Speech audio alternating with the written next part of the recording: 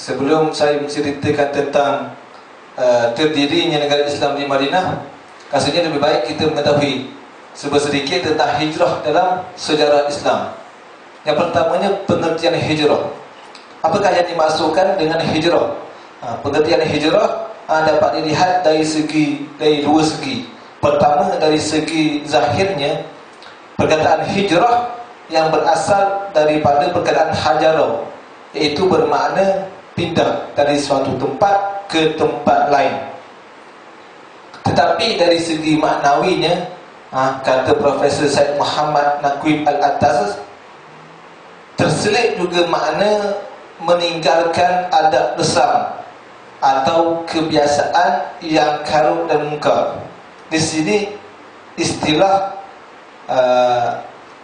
hijrah tidak dapat dipakai lagi, sebab maksudnya bukan melarikan diri dari bahaya, tetapi menjauhkan diri dari kemungkaran, agar diri itu dapat diperkuatkan intisarinya dan dapat menghapuskan kejahilan dan kejahatan.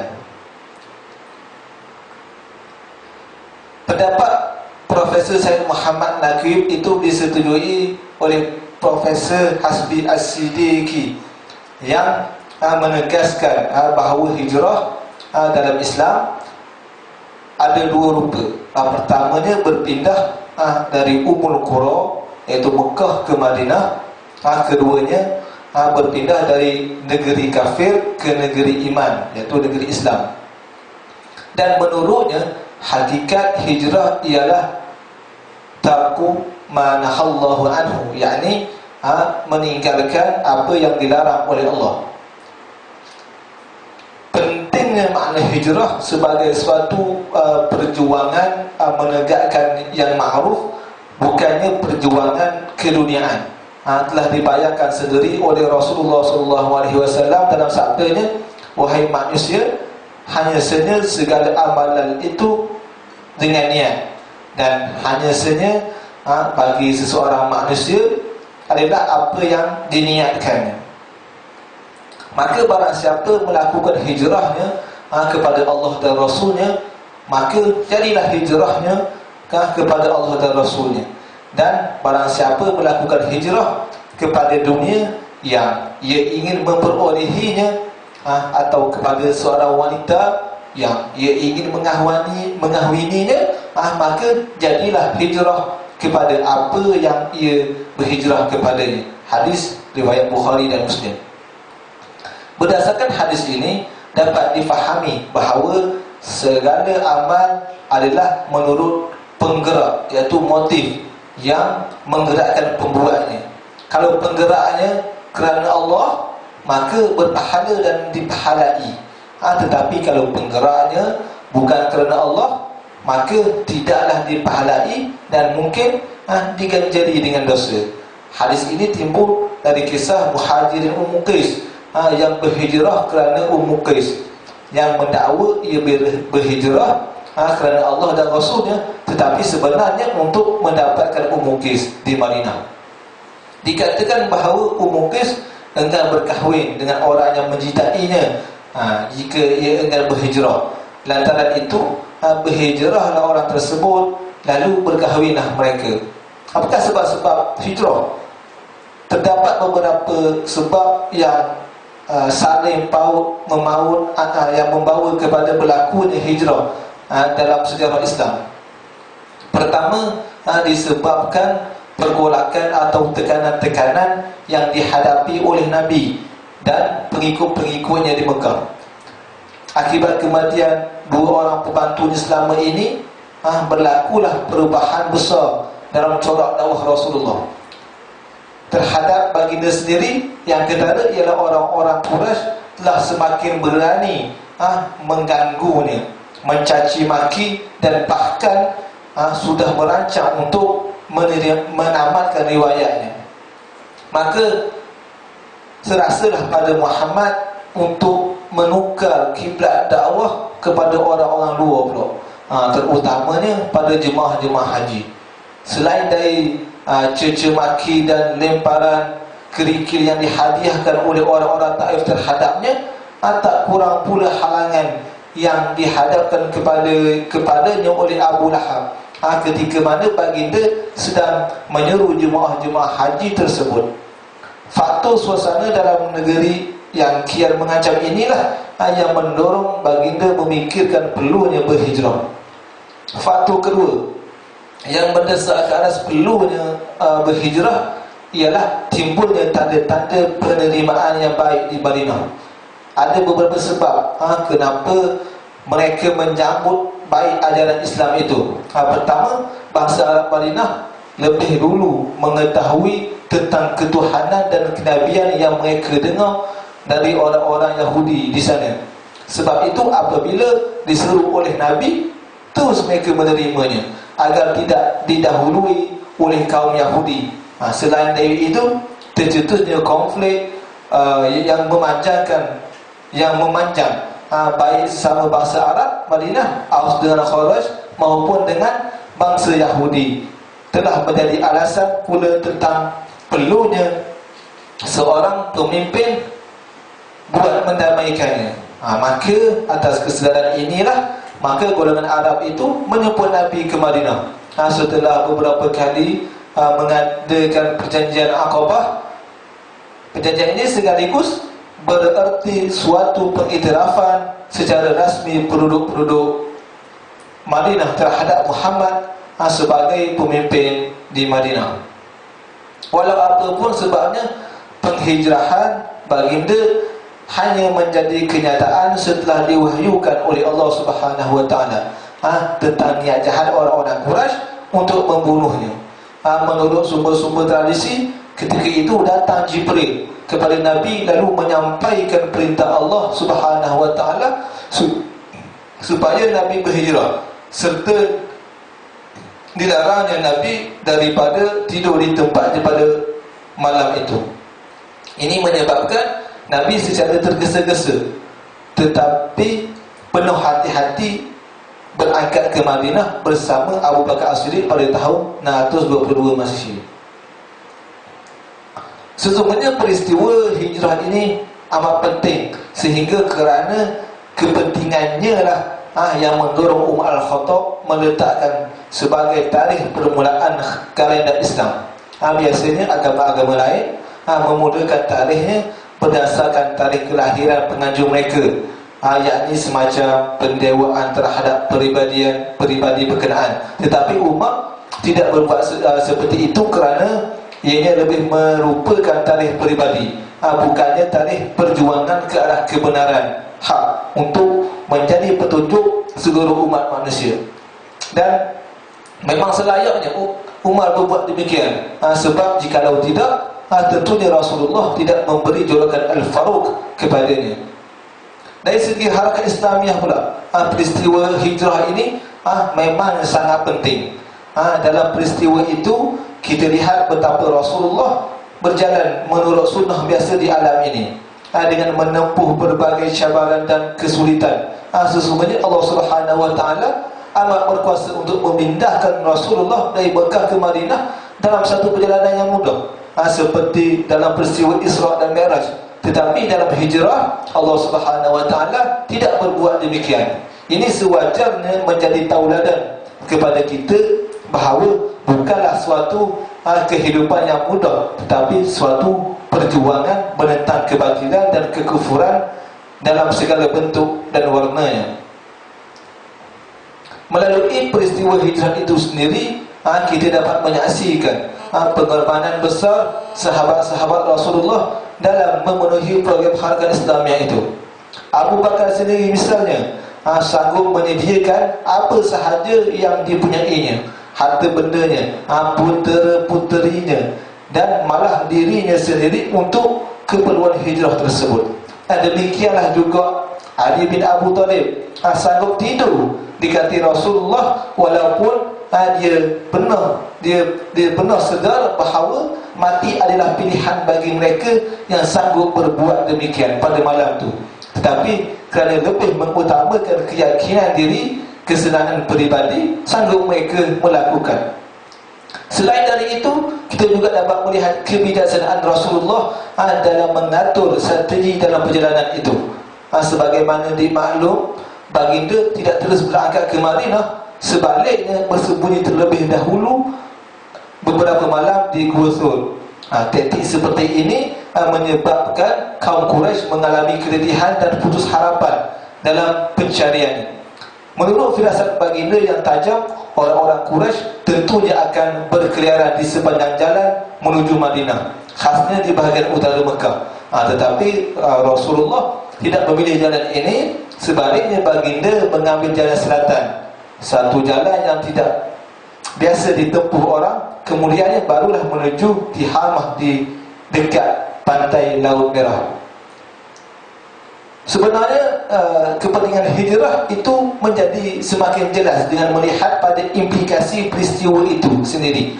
Dengan berlakunya hijrah, maka terbentuklah suatu ummah, iaitu suatu jemaah atau organisasi, baik dalam bentuk masyarakat atau negara, yang mempunyai ciri-ciri kepribadian yang tersendiri dan berbeza dari yang lain.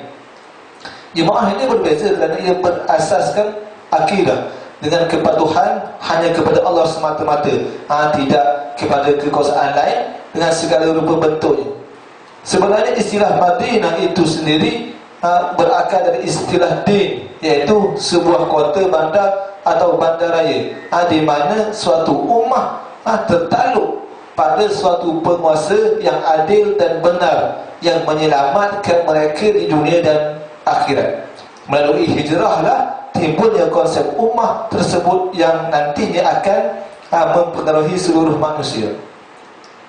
Dengan timbulnya suatu ummah di sebuah kota atau bandar yang bernama Madinah, maka terdirilah sebuah negara dengan sistem pemerintahan yang berteraskan Islam. Artinya sebuah negara Islam, iaitu Islamic State, bukannya negara orang-orang Islam, Muslim State, yang tidak mendaulatkan hukum Islam di dalamnya.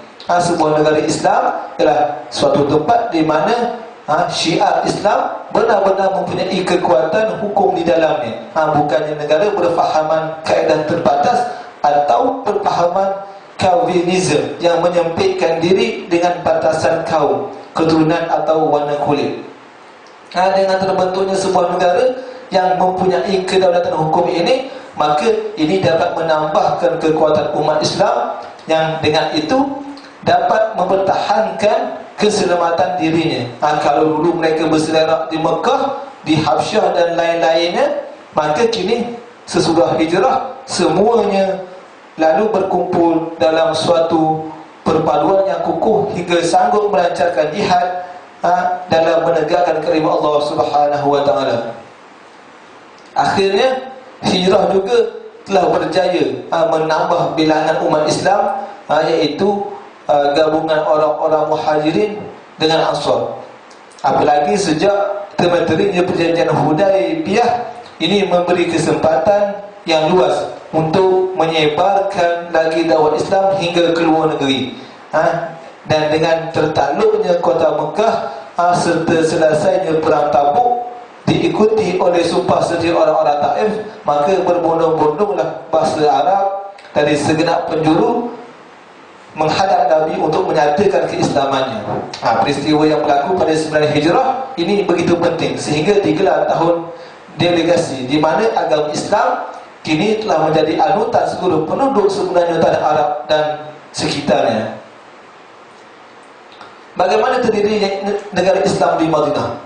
Sewaktu Rasulullah tiba di Madinah, dengan disambut oleh muzik dan nyanyian, di sana terdapat golongan bangsa Arab, bangsa Yahudi, serta golongan-golongan kecil yang lain yang kebanyakannya masih hidup secara primitif.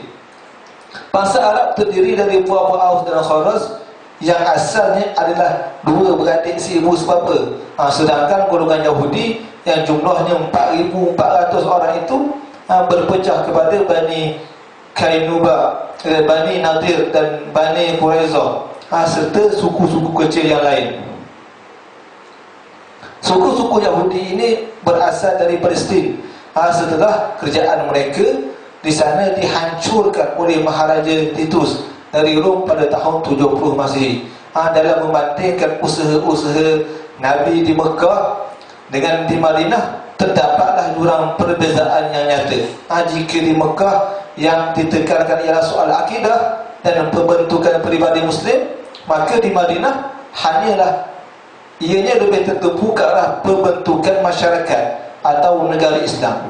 Di Madinah lah Nabi baru dapat menerapkan Islam sebagai nizamul hayat, iaitu peraturan hidup, sebagai way of life yang lengkap. Apakah usaha-usaha awal? Kalau kita tengok, yang pertamanya di antaranya pembinaan masjid. Usaha pertama yang didalukan oleh Nabi dalam menyatupadukan masyarakat Islam ialah mewujudkan tempat ibadah dan pusat dakwah, bertempat di tanah kepunyaan Sa'd bin Suhail bin Amr, dua orang anak yatim, di bawah jagaan As'ad bin Zurarah. Sebuah masjid didirikan dengan kerjasama orang-orang Muhajirin dan Ansar, termasuk Nabi sendiri. Tanah yang dibeli dengan harga 10 dinar ini, memangnya sebelum ini pun merupakan kawasan yang digunakan oleh As'ad dan sahabat-sahabatnya sebagai tempat bersolat. Dengan bantuan Utsman Affan, masjid tersebut dapat diperluaskan oleh Nabi setelah dibayar harganya. Selesai sahaja pembinaan tersebut, lalu didirikan pula rumah-rumah kediaman Nabi. Bentuk asal masjid ini mudah sekali. Ia mempunyai sebuah ruangan yang terbuka yang luas. Keempat temboknya dibuat dari batu-batu dan tanah. Atapnya sebahagiannya terdiri dari daun kurma dan sebahagiannya lagi dibiarkan terbuka, dengan salah satu bahagian lagi untuk kegunaan fakir miskin yang tidak mempunyai tempat tinggal. Misalnya di sufa bahagian masjid yang beratap, terdapat orang-orang yang serba kekurangan menghuninya, sehingga mereka digelar ahli sufa, penghuni sufa, yang belanja hidupnya bergantung kepada harta kaum muslim sendiri. Dari segi fungsinya, mulanya kaum muslimin menjadikan masjid sebagai pusat pelbagai guna, iaitu bukan sekadar untuk tujuan ibadat sahaja, bahkan juga untuk tujuan keduniaan seperti urusan perniagaan atau memperdagangkan syair-syair. Bagaimanapun, kerana terjadinya hiruk pikuk sehingga menenggelamkan suara pada muslim yang bersolat, maka Umar Al-Khattab lalu memisahkan tempat-tempat yang dikhaskan untuk urusan-urusan ibadat dengan keduniaan. Walau apapun juga, namun di masjidlah pusatnya di mana Nabi menggerakkan pentadbiran negara atau menjalankan hukum. Ini kerana dalam Islam tidak wujud apa yang dinamakan sekularisme, iaitu pemisah antara urusan keagamaan dengan keduniaan seperti ajaran Kristian. Dengan terdirinya pusat ibadat yang sekaligus merupakan pusat pentadbiran juga, malah usaha-usaha dakwah dilipat gandakan. Tidak begitu sukar pekerjaannya kali ini kerana masyarakat Madinah lebih mengerti. Tidak begitu sukar pekerjaan kali ini kerana masyarakat Madinah lebih mudah mengerti dan mudah untuk dibentuk. Hasilnya, dalam masa yang singkat sahaja, Islam mempengaruhi masyarakat Madinah, hingga pendeta besar Yahudi iaitu Abdullah bin Salam pun turut memaklumkan keislamannya. Dengan bertambah umat Islam ini, maka sulitlah memanggil mereka untuk menunaikan solat. Hanya setelah azan diadakan dengan Bilal bin Rabah sebagai muazzinnya, mudahlah bagi kaum muslimin mendengarnya. Bagaimanapun orang-orang Yahudi semakin menampakkan kejengkelan mereka, kerana mereka sedar betapa dalamnya pengertian azan dalam konteks pembentukan dan perpaduan umat Islam. Yang kedua, hubungan sosial. Selaras dengan pembinaan masjid tersebut, Rasulullah lalu menumpukan perhatiannya ke arah mengadakan hubungan sosial dalam kalangan masyarakat Muslim Madinah, iaitu dengan cara mempersaudarakan antara sesama Ansar dan Muhajirin, ataupun sebaliknya. Dengan baginda sendiri memulakan persaudaraannya dengan Ali bin Abu Talib, maka Abdul Rahman bin Auf lalu dipersaudarakan dengan Sa'ad bin Rabi', Zubair al-Awwam dengan Abdullah bin Mas'ud, Ja'far bin Abu Talib dengan Muaz bin Jabal, Abu Ubaidah al-Jarrah dengan Sa'ad bin Muaz, Ammar bin Yasir dengan Huzaifah al-Yaman, Salman al-Farisi dengan Abi Darda dan lain-lainnya. Tujuan asasinya ialah hendak mengeratkan hubungan antara suku Aus dengan Khawarij yang dulunya saling bermusuhan, di samping menghilangkan kesepian orang-orang Muhajirin kerana terpaksa meninggalkan sanak saudara dan harta benda mereka di Mekah. Kesan dari pertanian seperti itu mewujudkan perasaan kekeluargaan, sayang menyayang dan hormat menghormati, sehingga ke peringkat pesaka mempersakainya. Bagaimanapun hukum warisan ini dihapuskan oleh Rasulullah SAW kemudian. Misalnya Bilal bin Rabah yang telah dipersaudarakan dengan Abi Ruwaihah masih tidak dapat melupakan saudaranya itu meskipun sudah lama berlalu. Satu ketika Bilal pergi berperang di Syam, lalu menetap di sana. Kemudian di masa pemerintahan Umar Al-Khattab dan di waktu dewan-dewan pentadbiran diatur, beliau menyoal Bilal tentang kepada siapa dewan Syam hendak diserahkan. Bilal lalu menamakan Abi Ruwaihah kerana katanya, aku tidak sampai hati meninggalkannya kerana adanya hubungan persaudaraan yang telah diikatkan oleh Rasulullah antara aku dengannya. Mendengarnya Umar pun memenuhi permintaan itu. Demikianlah sekadar hubungan antara sesama Muslim. Adapun antara Muslim dengan bukan non-Muslim, dasarnya telah digariskan oleh Al-Quran, seperti mana firman Allah Ta'ala, la yanhaakumullahu 'anil ladzina lam yuqatilukum fid din wa lam yukhrijukum min diyarikum an tabarruhum wa tuqsitu ilaihim innallaha yuhibbul muqsitin. Allah tidak menegah kamu untuk berbuat baik dan berlaku adil terhadap orang-orang yang tidak memerangi kamu dari mereka. Sesungguhnya Allah menyintai orang-orang yang jujur. Atas dasar inilah umat Islam dihalalkan mengahwini wanita kitabi. Di samping memerintah si anak mempergauli ayahnya dengan baik meskipun dia seorang musyrik, kata Allah Subhanahu wa taala, wa sahibuhuma fid dunya ma'rufa, dan bergaulah dengan mereka di dunia dengan cara yang baik, dan turunlah jalan orang-orang yang merujuk kepadaku dengan tauhid dan amal-amal yang soleh. Kemudian kepada akulah tempat kembali kamu semua, maka aku akan menerangkan kepada kamu segala yang kamu telah kerjakan. Ditegah pula agar tidak berdebat dengan ahli-ahli kitab kecuali dengan cara yang baik, seperti mana firman Allah Ta'ala, wala tujadilu ahlal kitabi illa billati hiya ahsan illa alladhina zalamu minhum, dan janganlah kamu berbahas dengan ahli kitab melainkan dengan cara yang lebih baik, kecuali orang-orang yang berlaku zalim di antara mereka. Diriwayatkan bahawa Muhammad sering menghadiri majlis perkahwinan mereka, menyusun jenazah mereka, melawat pesakit-pesakit mereka, malah meraihkan mereka. Sewaktu rombongan kaum Nasrani Najran menziarahinya, baginda membentangkan turunnya agar mereka duduk. Satu tauladan yang indah bagaimana baginda memperlakukan orang-orang bukan Islam dengan budi bicara yang halus, ialah ketika seorang Yahudi, Zaid bin Safanah, mempiutangi baginda, dan apabila baginda terlewat membayarnya, kerana kesempitan datanglah Zaid seraya memegang leher baju Muhammad sambil menempelnya kerana kelambatannya tersebut. Melihat kebiadabannya, Umar lalu menghunuskan pedangnya hendak membunuh Zaid. Tetapi ditegur oleh Nabi sambil berkata, tidaklah lebih baik kiranya engkau menasihatiku agar membayar dengan sebaik-baiknya, dan menasihatinya agar dia menagih hutangnya dengan baik. Lantaran begitu kagum terhadap kelunakan Muhammad itu, maka di saat itu juga Zaid memaklumkan hasratnya untuk memeluk Islam. Di antaranya yang ketiga ialah pemulihan ekonomi.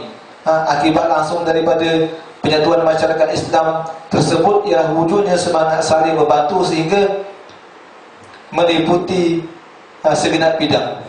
Firman Allah Ta'ala, innal ladzina amanu wa hajaru wa jahadu bi amwalihim wa anfusihim fi sabilillah wal ladzina awaw wa nasaru ulaika ba'dhum awliya'u ba'd.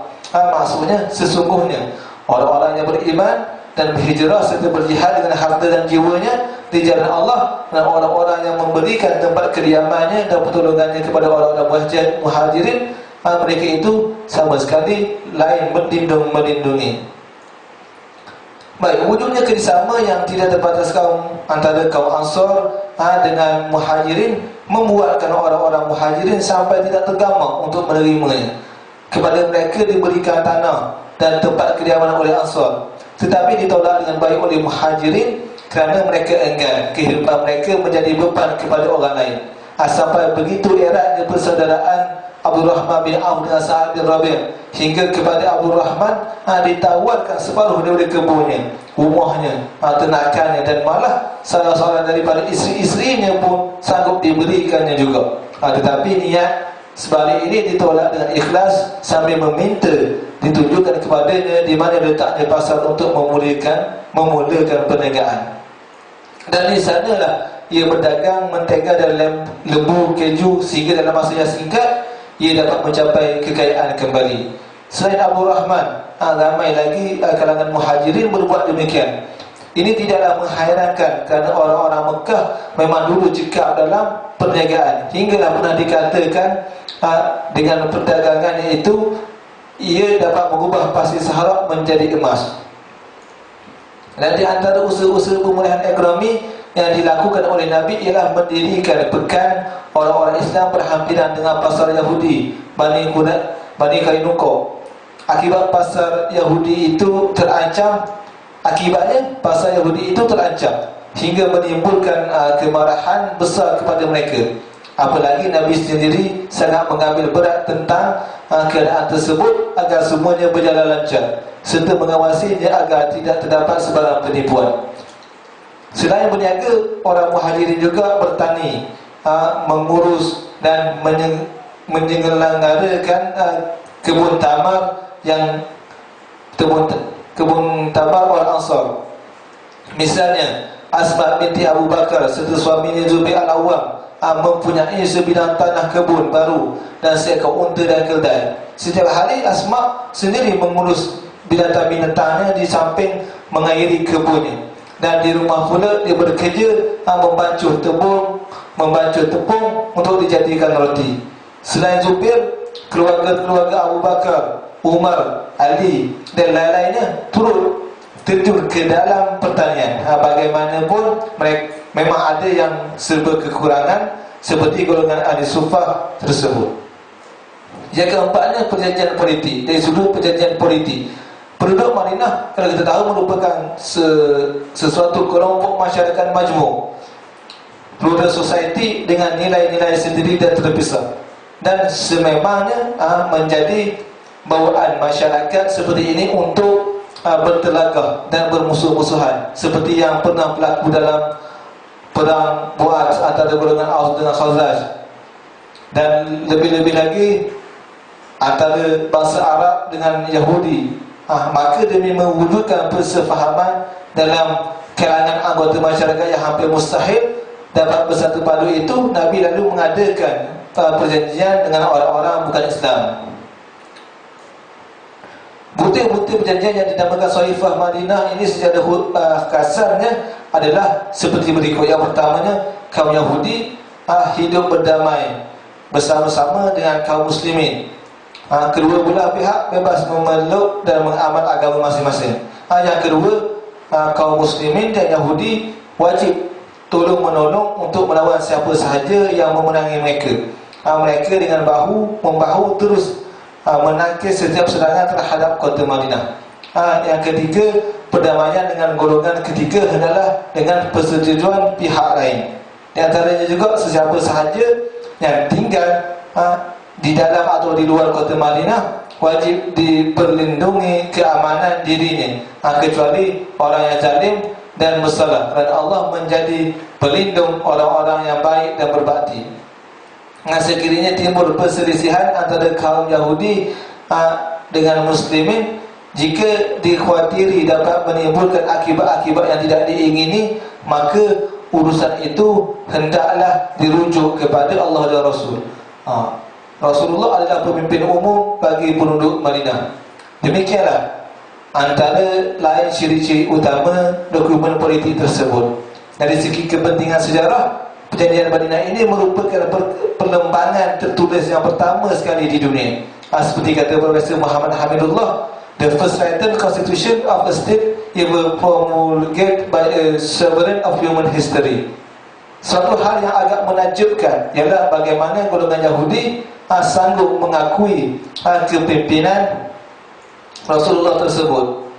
Sebenarnya dengan mengkaji watak Yahudi tersebut, kesanggupan dan persetujuan mereka itu tidak lain merupakan manifestasi sikap oportunistik mereka. Ini samalah seperti amalan komunis, seperti yang ditegaskan oleh Stalin, dalam segala waktu kita bersedia membuat perjanjian dengan musuh kita, asalkan perjanjian itu kemudian menjadi alat bagi kita membinasakan musuh itu.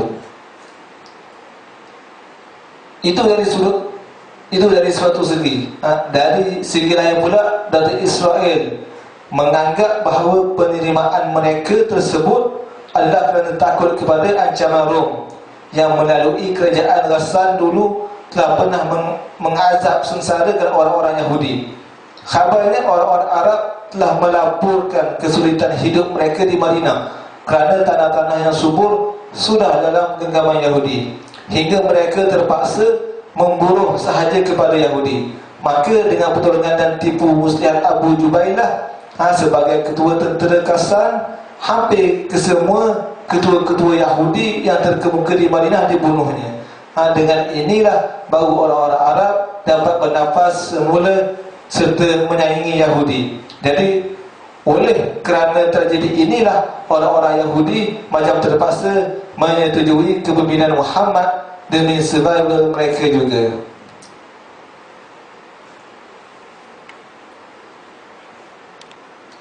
Baik, berkenaan dengan kaedah pembinaan hukum ataupun cara-cara pembinaan hukum, di sini ada dua kaedah yang digunakan oleh wahyu dalam melakukan pembinaan asas hukum Islam ini.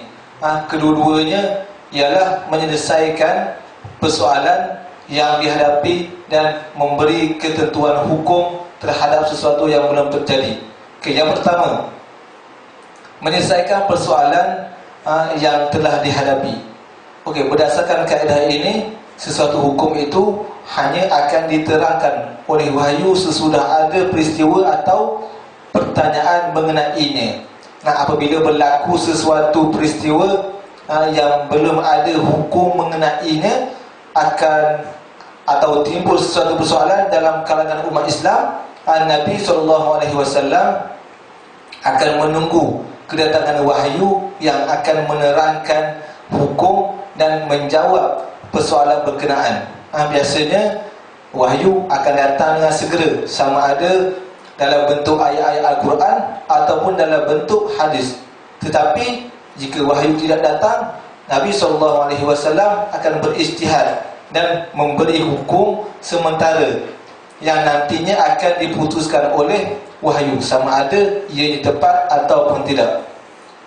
Contoh hukum-hukum yang diterangkan oleh syariat Islam dalam bentuk begini ialah hukum haram berkahwin dengan wanita musyrik, hukum jangan berat sebelah dalam melakukan pengadilan dan sebagainya.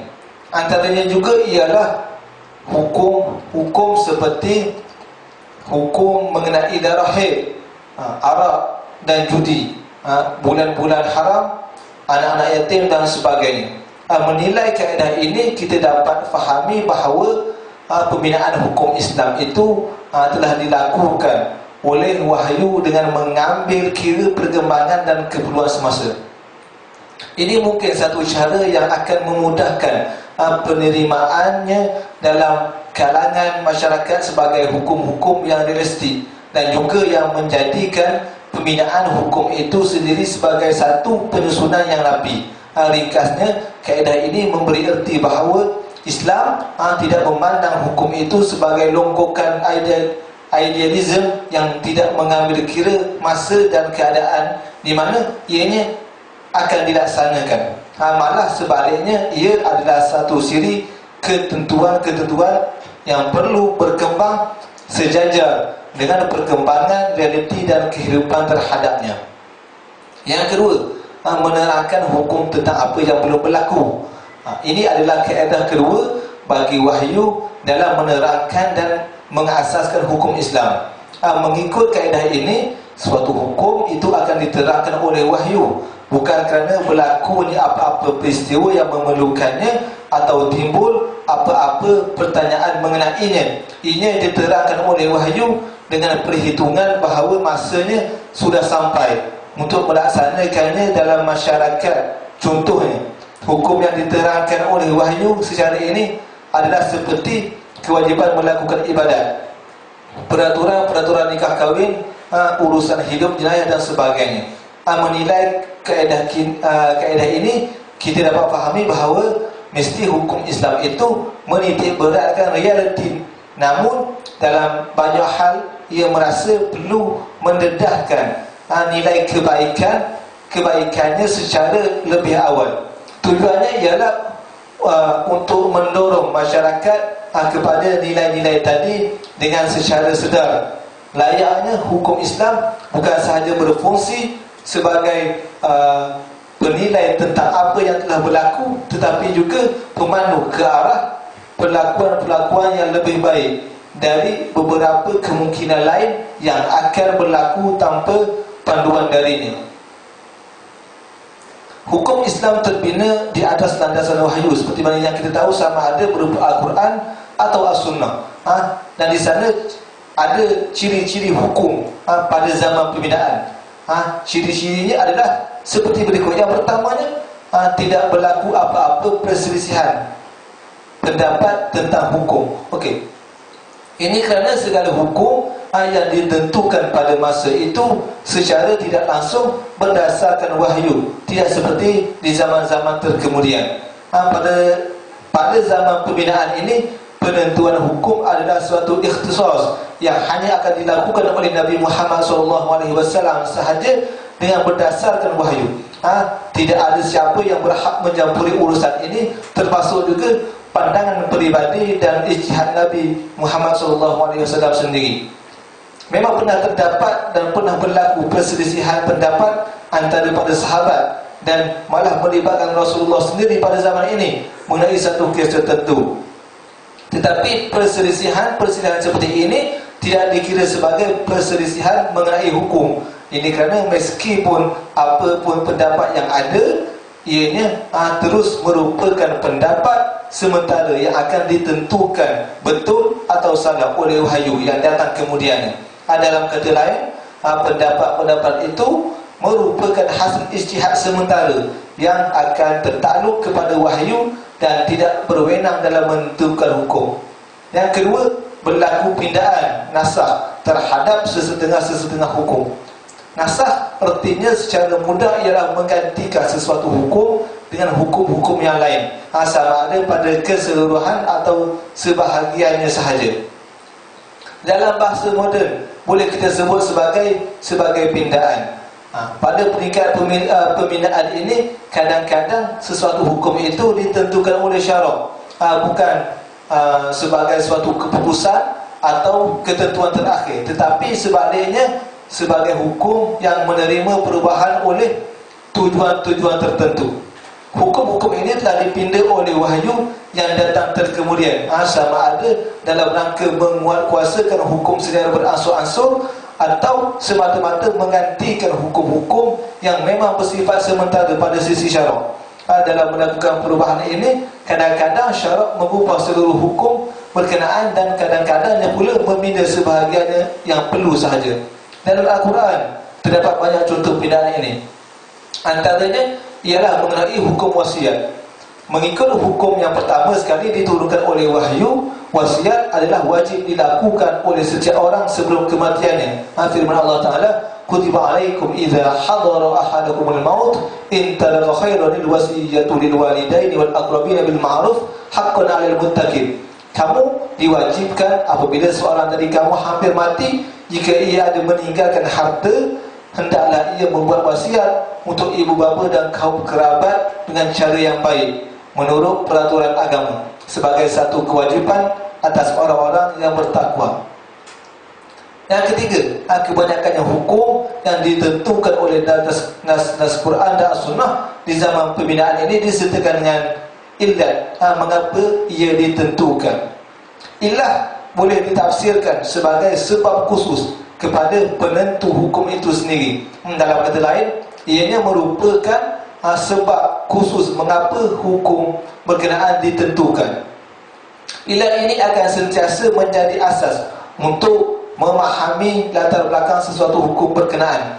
Juga merupakan sebagai sandaran kepada usaha melanjutkan hukum yang serupa kepada kes-kes lain yang tidak dinaskan oleh Al-Quran dan As-Sunnah. Antara contoh hukum-hukum yang disertakan dengan illat ialah hukum haramnya arak. Dalam hal ini Allah menerangkan bahawa pengharaman arak adalah sebab-sebab tertentu. Ya ayyuhalladzina amanu innamal khamru wal maisir wal ansab wal azlam rijsun min amri syaitan fajtanibuhu la'allakum tuflihun. Wahai orang-orang yang beriman, bahawa sesungguhnya arak dan judi dan pemberian berhala dan mengundi nasib dengan batang-batang anak panah adalah semuanya kotor, keji dari perbuatan syaitan. Oleh itu hendaklah kamu menjauhinya supaya kamu berjaya. Ayat lain, innama yuridu syaitanu an yuqi'a bainakumul adawata wal baghdha'a fil khamri wal maisir wa yasuddukum an zikrillahi wa anis shalah fa hal antum muntahanun. Sesungguhnya syaitan itu hanya bermaksud mahu menimbulkan permusuhan dan kebencian di antara kamu dengan sebab arak dan judi, dan mahu memalingkan kamu daripada mengingati Allah dan daripada mengerjakan sembahyang. Oleh itu, mahukah kamu berhenti daripada melakukan perkara-perkara yang keji dan kotor itu, atau kamu masih berdegil? Kalau kita tahu yang dimasukkan dengan pelaksanaan hukum di sini ialah penguasaan hukum itu sendiri dalam masyarakat. Sebagaimana umum diketahui, Islam bukannya suatu pengajaran yang semata-mata mementingkan hukum akhirat. Ia malah sebaliknya suatu agama yang penuh dengan hukum praktikal yang perlu dilaksanakan di dunia ini. Pengukurannya apakah terlaksana atau tidak Islam itu di dalam suatu masyarakat banyak bergantung kepada sama ada terlaksana atau sebaliknya hukum Islam dalam masyarakat berkenaan. Pada zaman pembinaan ini, hukum Islam dilaksanakan peringkat demi peringkat mengikut keperluan dan kaedah tertentu. Penghukuman dibuat mengikut apa yang sebenarnya telah berlaku. Hukum-hukum ini akan terlaksana atas kes-kes serupa yang datang kemudian. Ini kerana hukum Islam itu meskipun pada mulanya ditentukan atas kes-kes tertentu, tetapi ianya bermaksud menjadi hukum bagi segala kes yang serupa bagi setiap zaman. Mengenai penulisan, meskipun pada umumnya Al-Quran dihafal oleh para sahabat, namun Rasulullah sendiri menggunakan beberapa orang jurutulis untuk menulis semua ayat-ayat yang diturunkan. Di samping itu, para sahabat juga menulis ayat-ayat yang mereka mendengarnya sendiri dari Nabi untuk simpanan mereka sendiri. Sehinggalah Rasulullah wafat, kedua-dua penjagaan terhadap ayat-ayat Al-Quran ini terus berjalan seiring. Sebagai hasilnya, Al-Quran tersimpan dalam hafalan dan dalam bentuk tulisan para sahabat secara sekaligus. Keadaan yang berbeza sekali berlaku kepada hadis. Tidak sebagaimana Al-Quran. Rasulullah tidak pernah menggunakan sesiapa untuk menulis hadis. Malah pada peringkat awal, baginda melarang pada sahabat menulis sabdanya. Itu takut-takut kalau ia bercampur bau dengan Al-Quran. Apabila Nabi kemudian membenarkan hadis-hadis baginda dicatat, barulah setelah sahabat mula mencatatkannya. Walau bagaimanapun, hadis terus dihafal oleh para sahabat dan telah dapat dikembangkan pengetahuannya mengenainya pada waktu itu melalui lisan. Keadaan seperti ini terus kekal sehingga tarikh kewafatan Rasulullah SAW, dan beberapa waktu kemudiannya hinggalah ia dikumpul dan dituliskan oleh ulama-ulama hadis yang terkemudian. Sumber hukum pada zaman pembinaan, kalau kita tahu terdapat dua sumber hukum di zaman pembinaan, iaitu Al-Quran dan As-Sunnah. Kedua-dua Al-Quran dan As-Sunnah ini adalah wahyu-wahyu dari Allah yang disampaikan melalui Nabi Muhammad SAW. Segala pengertian dan kehendak yang terdapat di dalam kedua-duanya adalah daripada Allah Subhanahu Wa Taala. Apa yang berbeza antara kedua-dua jenis wahyu ini hanyalah pada lafaz dan perkataannya sahaja. Di mana setiap lafaz dan perkataannya yang terdapat dalam Al-Quran adalah dari Allah, sedangkan lafaz-lafaz dan perkataan-perkataan yang terdapat dalam hadis maka ianya dari Rasulullah SAW sendiri. Atas sifat inilah maka Al-Quran disebut sebagai kalam Allah, sedangkan hadis disifatkan sebagai hadis atau sunnah Rasulullah. Dalam berfungsinya sumber hukum Al-Quran bertindak sebagai sumber yang utama, darinya lah lahir prinsip-prinsip utama. Sementara As-Sunnah pula berfungsi sebagai pengulas kepada Al-Quran, yang kadang-kadang untuk memahami tertentu Al-Quran kita memerlukan sunnah ni. Berdasarkan hakikat ini, para ulama biasanya meletakkan Al-Quran sebagai sumber pertama dan As-Sunnah sebagai sumber yang kedua.